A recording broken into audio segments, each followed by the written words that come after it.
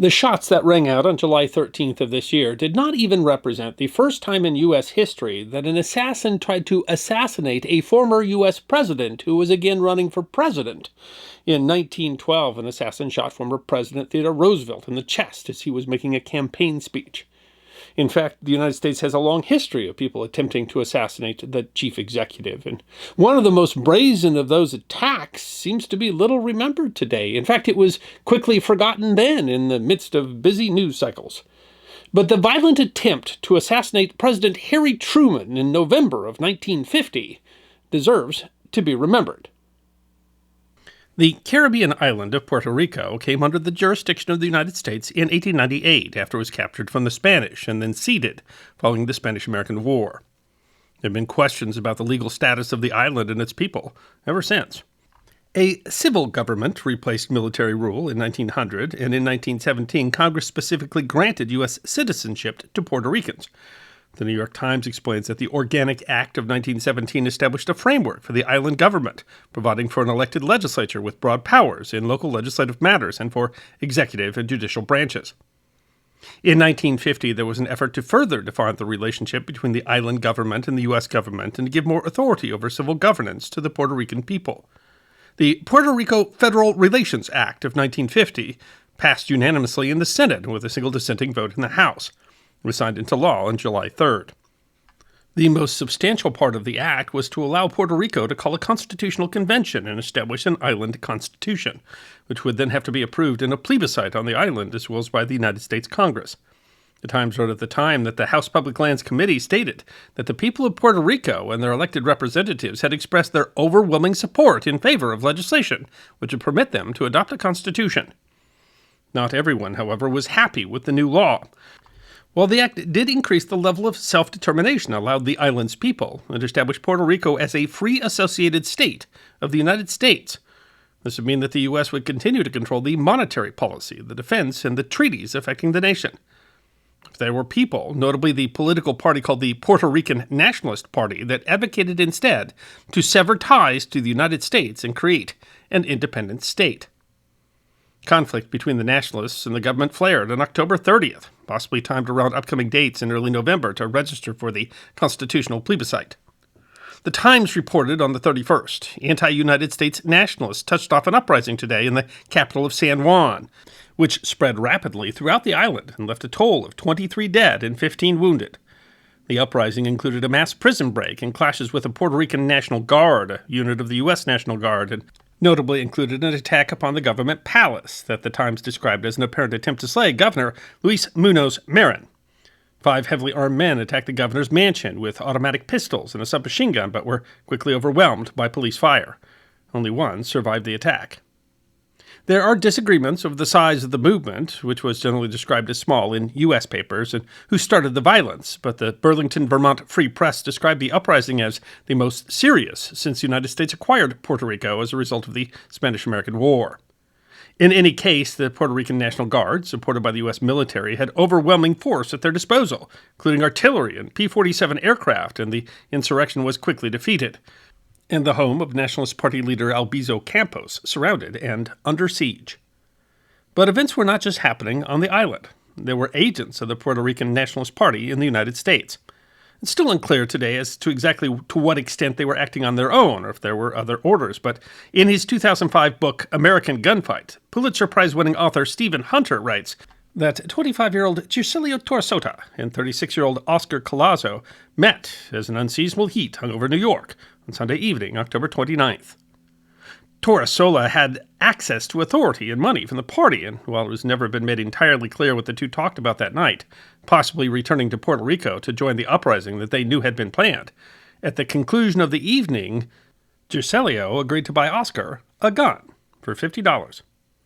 It's still unknown whether they already had a plan for what was to come, or if they had improvised when word came that the insurrection in Puerto Rico was losing.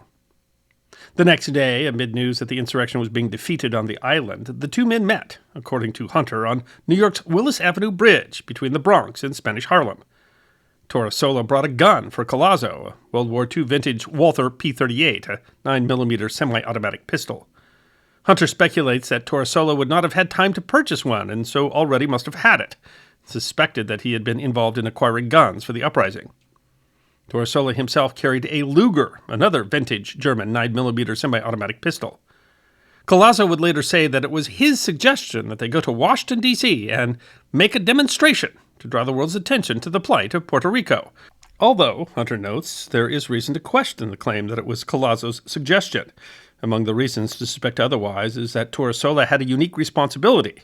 He bore with him a letter from Albizu Campos that read, "If, for any reason, it should become necessary for you to assume the leadership of the movement in the United States, you will do so without hesitation of any kind." The next day, October 31st, both men ran errands. Collazo had a wife, and Torrisola had a wife and daughter in New York and another daughter in Puerto Rico. Their wives were both also revolutionaries, although it isn't clear how much they knew about the men's plans. Both men bought new suits. If that seems odd, Hunter notes that assassins frequently buy new suits before their self-appointed missions begin. It tends to be a dandy's profession. Torrisola wrote a note for each daughter. The two men met at New York's Penn Station at 3. They bought 2 train tickets to Washington, D.C. Tellingly, they only bought one-way tickets. Like the men who had attacked the governor's mansion in Puerto Rico, they did not, apparently, expect to live through their mission. They arrived in D.C. in the evening, stayed at a hotel called the Harris, under assumed names. Between 1949 and 1952, the White House underwent a major renovation called the Truman Reconstruction. Business was still conducted in the West Wing, but the house was completely gutted. So on November 1st, 1950, President Harry Truman and his wife were staying at Blair House, the president's guest house, located across Pennsylvania Avenue from the White House. It seems likely that that fact was part of Torrisola and Collazo's plan, as they suspected that security would be more lax at Blair House. The morning of November 1st, the president was at the Oval Office for the ceremony to award the Medal of Honor to Marine Colonel Justice Marion Chambers, a hero of the Battle of Iwo Jima. He was due in the afternoon at Arlington National Cemetery to dedicate the memorial to Sir John Dill, who had been the British liaison to the Joint Chiefs during the war. In between, on an exceptionally hot afternoon, the president returned to Blair House for lunch, followed by a nap.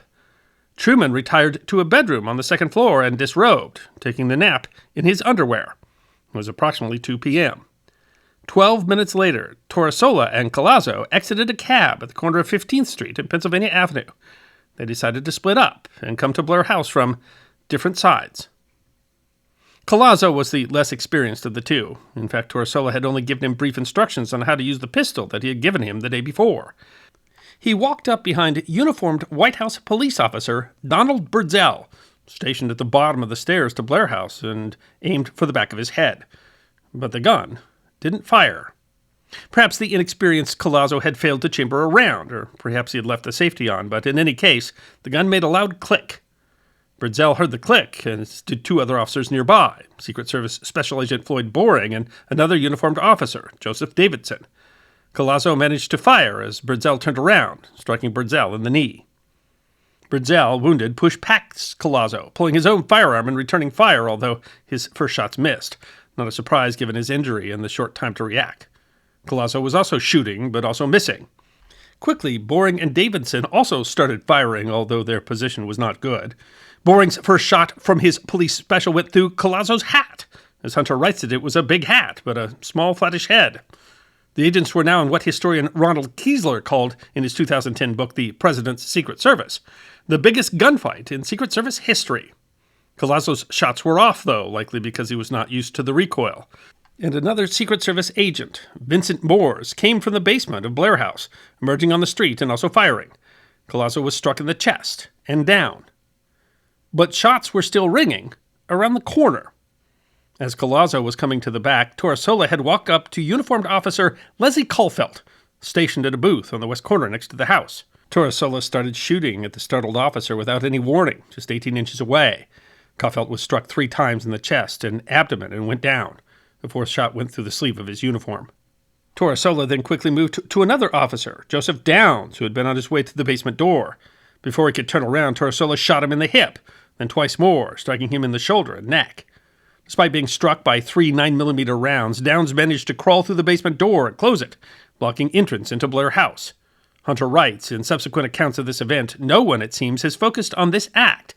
It should have been focused upon. It was magnificent. Abandoning downs, Torsola then fired a shot at Brazen, just coming into view. He struck Brazen in his other knee, and he went down. Torsola, the more experienced assassin, was a good shooter. Perhaps Hunter argues because he carefully fired two-handed.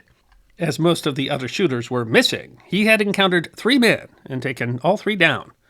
But he had also exhausted the 8-round clip on his Luger. Torsola now crouched to load another clip, momentarily alone, when the worst possible thing for the Secret Service happened. Truman, awakened by the shooting and not making the most rational choice, came to the window to see what was going on. Hunter writes, "The President of the United States was in mortal danger. Agents were yelling for him to move away from the window, but Torsola had no chance to take advantage. As he moved to load another clip, Les Caufelt, desperately wounded with 3 shots in his abdomen, crawled from the booth, and from 30 feet fired once.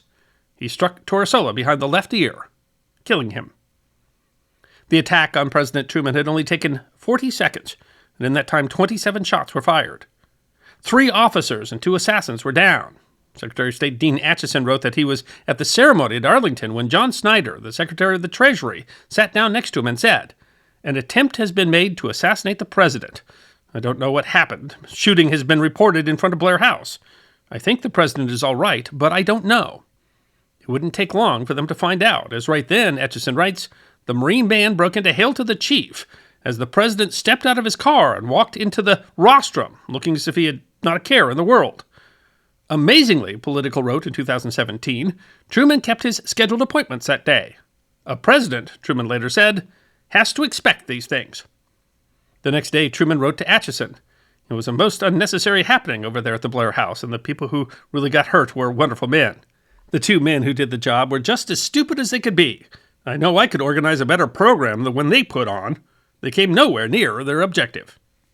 Oscar Collazo survived his injury, and much of what we know about the assassination attempt comes from his account. He did confirm that they had come there to kill the president. He said, "We had voted for Roosevelt and Truman because they promised us independence, and they didn't give it to us.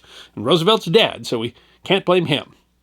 He was convicted and sentenced to death, but Harry Truman, arguing that the issue of the status of Puerto Rico was important, commuted his sentence to life in prison.